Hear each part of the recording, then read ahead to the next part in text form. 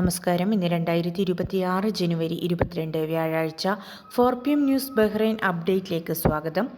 ബഹ്റിനിലെ ഏറ്റവും പ്രമുഖ വാണിജ്യമേളയായ ഓട്ടം ഫെയറിൻ്റെ 36ാമത് പതിപ്പിന് സഖീറിലെ വേൾഡ് എക്സിബിഷൻ സെന്ററിൽ തുടക്കമായി. വിനോദസഞ്ചാര മന്ത്രി ഫാത്തിമ ബിൻ ജാഫർ അൽ സൈറാഫി മേള ഉദ്ഘാടനം ചെയ്തു. ജനുവരി 22 മുതൽ 31 വരെ നീണ്ടുനിൽക്കുന്ന ഈ പ്രദർശനത്തിൽ ലോകത്തിന്റെ വിവിധ ഭാഗങ്ങളിൽ നിന്നുള്ള 600ഓളം പ്രദർശകർ പങ്കെടുക്കുന്നുണ്ട്. ബഹ്റൈൻ്റെ വിനോദസഞ്ചാര സാമ്പത്തിക മേഖലകളെ ഉത്തേജിപ്പിക്കുന്നതിൽ ഇത്തരം രാജ്യാന്തര മേളകൾക്ക് വലിയ പങ്കുണ്ടെന്ന് മന്ത്രി പറഞ്ഞു. തായ്ലൻഡ്, കെനിയ, മാലി എന്നീ രാജ്യങ്ങൾ ഇത്തവണ ആദ്യമായി മേളയുടെ ഭാഗമാകുന്നുണ്ട്. ടെക്സ്റ്റൈൽസ്, ഗൃഹോപകരണങ്ങൾ, ഫാഷൻ, സുഗന്ധദ്രവ്യങ്ങൾ, കരകൗശല ഉൽപ്പന്നങ്ങൾ തുടങ്ങി 10,000കണക്കിന് ഇറക്കുമതി ഉൽപ്പന്നങ്ങളാണ് സന്ദർശകർക്കായി ഒരുക്കിയിരിക്കുന്നത്. കുടുംബങ്ങൾക്കായി വിപുലമായ വിനോദ പരിപാടികളും മേളയുടെ ഭാഗമായുണ്ട്.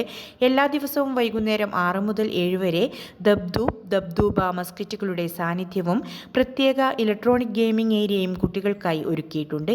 വിവിധ രാജ്യങ്ങളിലെ രുചികരമായ വിഭവങ്ങൾ ആസ്വദിക്കാൻ വിശാലമായ ഫുഡ് കോർട്ടും ലഭ്യമാണ്. ബഹ്റൈൻ ഇന്റർനാഷണൽ എക്സിബിഷൻ സെന്ററിലെ ഹാൾ 2, 3, 5, 6 എന്നിവിടങ്ങളിലായി രാവിലെ 10 മുതൽ രാത്രി 10 വരെയാണ് പ്രദർശനം നടക്കുന്നത്. മേളയിലേക്കുള്ള പ്രവേശനം സൗജന്യമാണ്. സന്ദർശകർക്ക് www.theautumnfair.com എന്ന വെബ്സൈറ്റിലൂടെ മുൻകൂട്ടി രജിസ്റ്റർ ചെയ്ത് പ്രവേശനം ഉറപ്പാക്കാം. ഗ്യാസ് ചോർച്ച മൂലമുണ്ടാകുന്ന അപകടങ്ങൾ വർദ്ധിക്കുന്ന സാഹചര്യത്തിൽ പൊതുജനങ്ങൾക്ക് കർശന സുരക്ഷാ ജാഗ്രതയുമായി അധികൃതർ രംഗത്തെത്തി. 2024-2025 കാലയളവിൽ 300-ലധികം തീപിടുത്തങ്ങളും 21 സ്ഫോടനങ്ങളും റിപ്പോർട്ട് ചെയ്തതായി ഹിറ്റ് പോലീസ് സ്റ്റേഷൻ മേധാവി കേണൽ ഡോക്ടർ ഒസാമ ബഹാർ അറിയിച്ചു. സമീപകാലത്ത് മുഹറക്കിലും അദാറിലുമുണ്ടായ സ്ഫോടനങ്ങൾ ഈ പ്രശ്നത്തിന്റെ ഗൗരവം വ്യക്തമാക്കുന്നു. ഗ്യാസ് മണം അനുഭവപ്പെട്ടാൽ വൈദ്യുത സ്വിച്ചുകൾ പ്രവർത്തിപ്പിക്കാനോ തീപ്പെട്ടി ഉപയോഗിക്കാനോ പാടില്ലെന്ന് അധികൃതർ മുന്നറിയിപ്പ് നൽകുന്നു. സിലിണ്ടറുകൾ എപ്പോഴും വായുസഞ്ചാരമുള്ള തുറന്ന സ്ഥലങ്ങളിൽ മാത്രമേ സൂക്ഷിക്കാവൂ. അടുക്കളയിൽ മതിയായ വായുസഞ്ചാരം ഉറപ്പാക്കുന്നതിനൊപ്പം ഗ്യാസ് ട്യൂബുകളും കണക്ഷനുകളും കൃത്യമായ ഇടവേളകളിൽ പരിശോധിച്ച് കേടുപാടുകൾ ഇല്ലെന്ന് ഉറപ്പുവരുത്തണം. ഇത്തരം ലളിതമായ മുൻകരുതലുകൾ പാലിക്കുന്നതിലൂടെ വലിയ ദുരന്തങ്ങൾ ഒഴിവാക്കാൻ സാധിക്കുമെന്നും ആഭ്യന്തര മന്ത്രാലയത്തിന്റെ അൽ അമൻ പരിപാടിയിലൂടെ അദ്ദേഹം ഓർമ്മിപ്പിച്ചു. ബഹ്റൈൻ സെൻട്രൽ ബാങ്ക് പുറത്തുവിട്ട 2025 മൂന്നാം പാദത്തിലെ കണക്കുകൾ പ്രകാരം രാജ്യത്തെ വ്യക്തിഗത വായ്പകളിൽ പകുതിയിലധികവും ഭവന വായ്പകളാണെന്ന് റിപ്പോർട്ട്. ഏകദേശം 3.1 ബില്യൺ ബഹ്റൈനി ദിനാറാണ് ഈ ഇനത്തിൽ വിതരണം ചെയ്തിരിക്കുന്നത്. റീറ്റെയിൽ ബാങ്കുകൾ നൽകിയ ആകെ വായ്പകളിൽ 4.8% വർധനവ് രേഖപ്പെടുത്തിയിട്ടുണ്ട്. നിലവിൽ മൊത്തം വായ്പകൾ 12.7 ബില്യൺ ദിനാറിലെത്തി. അതേസമയം ബിസിനസ് വായ്പകളിൽ 0.3% നേരിയ കുറവുണ്ടായപ്പോൾ സർക്കാർ വായ്പകളിൽ 34.8% വലിയ വർധനവ് ദൃശ്യമാണ്. പൊതുപദ്ധതികൾക്കായുള്ള ചിലവ് വർദ്ധിച്ചതാണ് ഇതിന് കാരണമായത്. ശരീഅത്ത് അധിഷ്ഠിത നിക്ഷേപങ്ങളോടുള്ള താൽപ്പര്യം വർദ്ധിച്ചതിനെ തുടർന്ന് ബഹ്റൈൻ ഇസ്ലാമിക് ഇൻഡെക്സിൽ 13.9% വർധനവുണ്ടായി. വിപണിയിലെ പണലഭ്യതയിൽ നേരിയ കുറവ് രേഖപ്പെടുത്തിയെങ്കിലും ശക്തമായ റിയൽ എസ്റ്റേറ്റ് വിപണിയും ഭവന വായ്പകൾക്കുള്ള ആവശ്യകതയുമാണ് രാജ്യത്തെ സാമ്പത്തിക മേഖലയെ മുന്നോട്ട് നയിക്കുന്നത്. ബഹ്റൈനിൽ വാഹനങ്ങളുടെ എണ്ണത്തിൽ വൻ വർധനവ് രേഖപ്പെടുത്തി.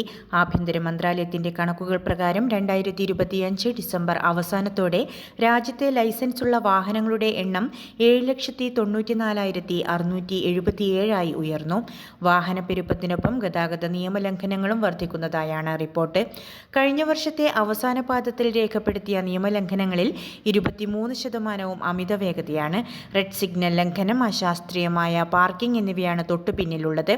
പോലീസ് പട്രോളിംഗ് വിഭാഗം കൈകാര്യം ചെയ്യുന്ന കേസുകളിൽ ഭൂരിഭാഗവും ഗതാഗതവുമായി ബന്ധപ്പെട്ടവയാണ്.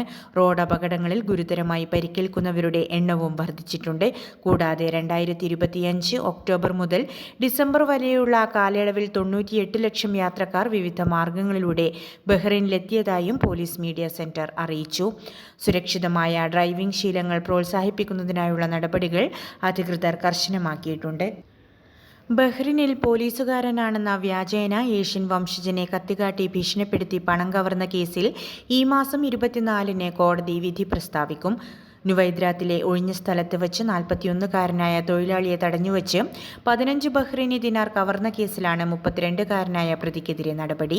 വാഹനത്തിലിരുന്ന് ഭക്ഷണം കഴിക്കുകയായിരുന്ന പരാതിക്കാരനെ 2 പേർ ചേർന്നാണ് ആക്രമിച്ചത്. പോലീസുകാരാണെന്ന് അവകാശപ്പെട്ട് എത്തിയ ഇവർ മൊബൈൽ ഫോണും കാറിന്റെ കീയും ബലം പ്രയോഗിച്ച് കൈക്കലാക്കി.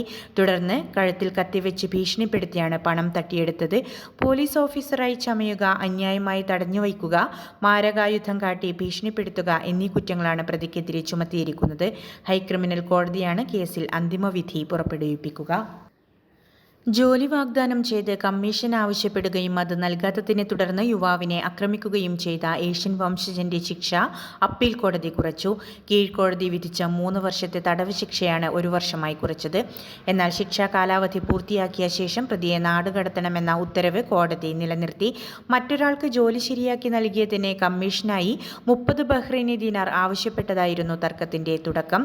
പണം നൽകാൻ വിസമ്മതിച്ച യുവാവിനെ പ്രതി ചുറ്റികയും സ്ക്രൂ ഡ്രൈവറും ഉപയോഗിച്ച് മാരകമായി ആക്രമിക്കുകയായിരുന്നു. കേസിന്റെ പ്രത്യേക സാഹചര്യങ്ങൾ പരിഗണിച്ച് ശിക്ഷാ നിയമത്തിലെ 72-ാം അനുച്ഛേദം അനുസരിച്ചാണ് കോടതി ശിക്ഷയിൽ ഇളവ് അനുവദിച്ചത്.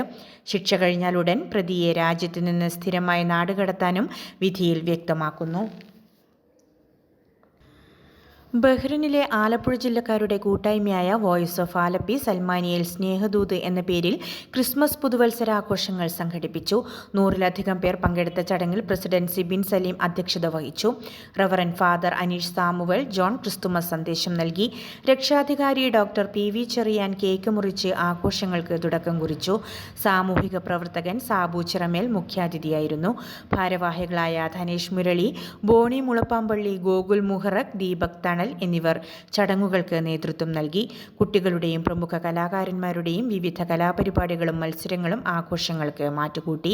വിജയികൾക്ക് സമ്മാനങ്ങൾ വിതരണം ചെയ്ത ചടങ്ങ് വിഭവസമൃദ്ധമായ സദ്യയോടെയാണ് സമാപിച്ചത്. ഇന്നത്തെ മണി എക്സ്ചേഞ്ച് നിരക്കുകൾ നിങ്ങൾക്കായി നൽകുന്നു ലുലു എക്സ്ചേഞ്ച് ബഹ്റൈൻ.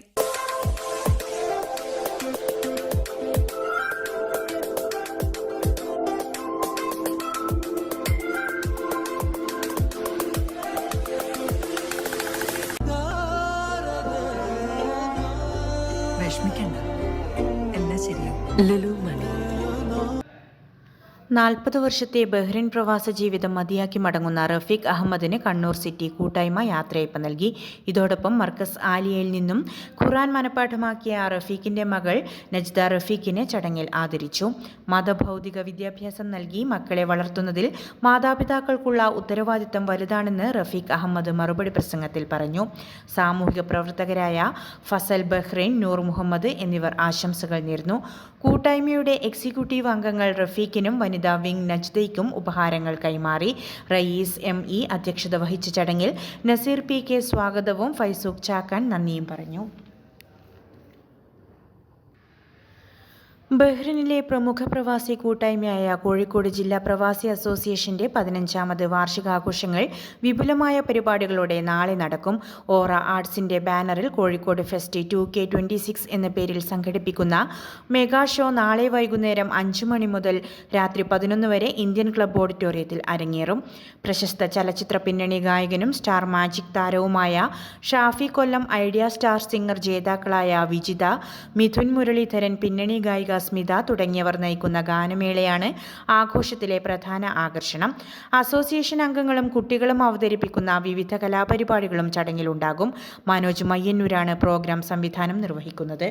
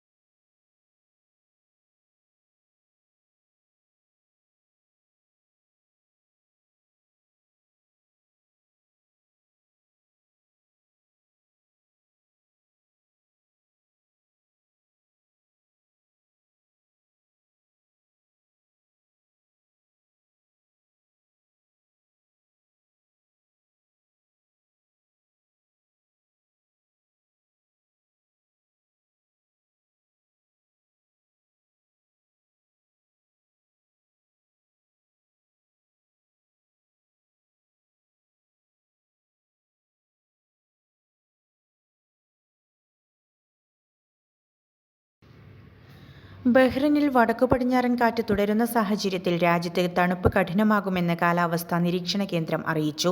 ഇന്ന് താപനില 10 ഡിഗ്രി സെൽഷ്യസ് വരെ താഴാൻ സാധ്യതയുണ്ടെന്നും രാത്രിയും പുലർച്ചെയും തണുപ്പ് അതിശക്തമാകുമെന്നും ഗതാഗത വാർത്താവിനിമയ മന്ത്രാലയത്തിന് കീഴിലുള്ള കാലാവസ്ഥാ ഡയറക്ടറേറ്റ് വ്യക്തമാക്കി.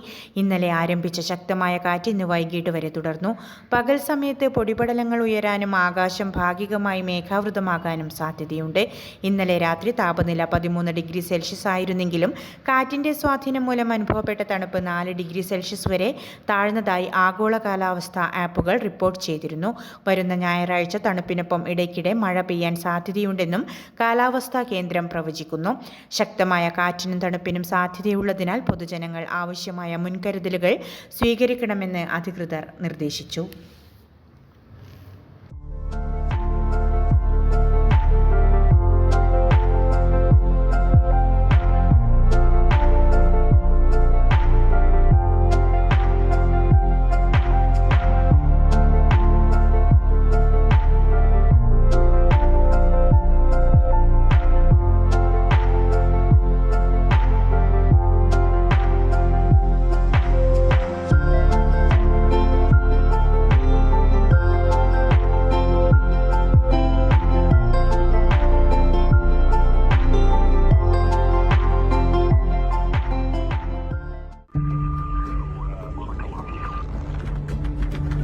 In the heart of Bahrain, where every story matters, one source keeps you informed, inspired, and engaged.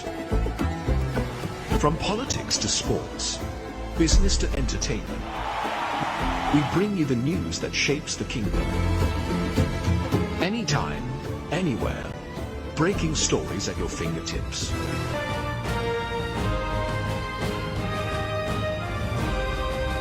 The Daily Tribune, your trusted voice.